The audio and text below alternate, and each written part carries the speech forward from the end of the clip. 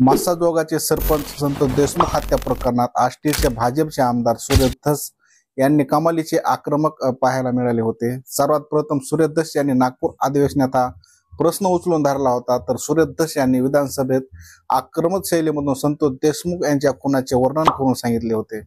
त्यानंतर संतोष देशमुख हत्याकांडाचे गांभीर्य राज्याचे समोर आले।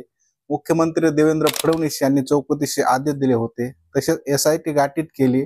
त्यानंतर एक एक साखळी जोडली गेल्याने आरोपींना अटक झाली। त्यांनी मुंडेंना बीडचे पालकमंत्री त्यांनी होऊ दिले नाही, थेट मंत्रिपदावरून हकालपट्टीची भाषा सुरेश धसांनी केली होती। पण सुरेश धसांची आक्रमकपणाची हवा शुक्रवारी एका बातमीने निघून गेली। ती बातमी होती सुरेश धस आणि धनंजय मुंडे यांच्या भेटीची। माध्यमांमध्ये ही बातमी समोर आली। प्रदेश अध्यक्ष चंद्रशेखर बावनकुळे यांनी ही बातमी कन्फर्म केली। तसेच 4.5 तास एकत्र होतो असेही ते सांगायला विसरले नाहीत। त्यानंतर माध्यमांसमोर धस यांनीही मुंडे यांची भेट घेतल्याची कबुली दिली। इतकेच नाही तर दुसऱ्यांदा झालेली भेटही त्यांना सांगावी लागली। आता या दोन भेटीमधून सुरेश धसांनी स्वतःच्या पायावर धोंडा मारून घेतलाय का काय? या भेटीनंतर धस मॅनेज झालेत का? या भेटीची बातमी कोणी फोडली की भाजपनेच बातमी फोडून धस यांचा कार्यक्रम केलाय? असे अनेक प्रश्न उपस्थित होत आहेत। हे पाहण्यासाठी या बातमीची आपण क्रोनॉलॉजी आपण समजून घेतली पाहिजे। पहिली गोष्ट म्हणजे धस आणि मुंडे यांची गुप्त भेट ही बातमी माध्यमांमध्ये काल फुटली। त्यानंतर बावनकुळे यांची प्रतिक्रिया महत्वाची आहे। ही भेट झाल्याचे बावनकुळे यांनी मान्य केले। तसेच आम्ही 4.5 तास एकत्र होतो असे त्यांनी आवर्जून सांगितले।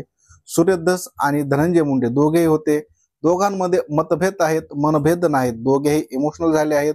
दोघांमध्ये थोडे मतभेद आहेत, ते दूर होतील। माणसाच्या जीवनात थोडा काळ असा असतो, काळ मतभेद दूर करतो। काही काळाने धनंजय मुंडे आणि सुरेश धस यांचे मतभेद आहेत, ते दूर होतील।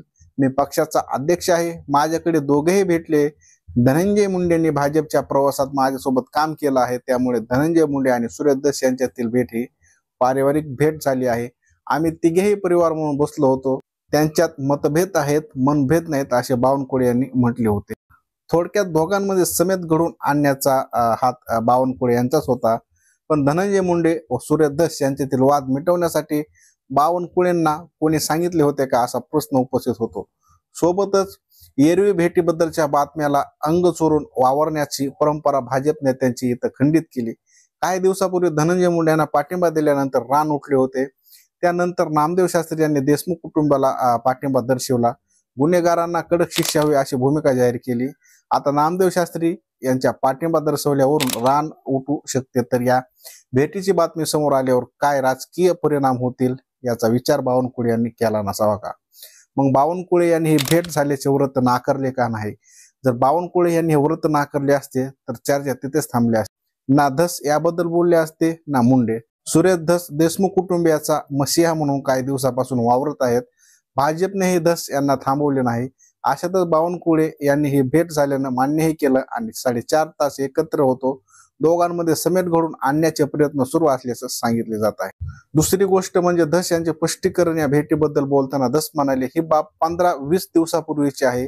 बावनकुळे यांनी मला भेटायला बोलवलं होतं, त्यावेळी धनंजय मुंडे हे पाठीमागे आले होते। या योगायोगाने धनंजय मुंडे तिथे आले, आमच्यात अर्धा तास चर्चा झाली।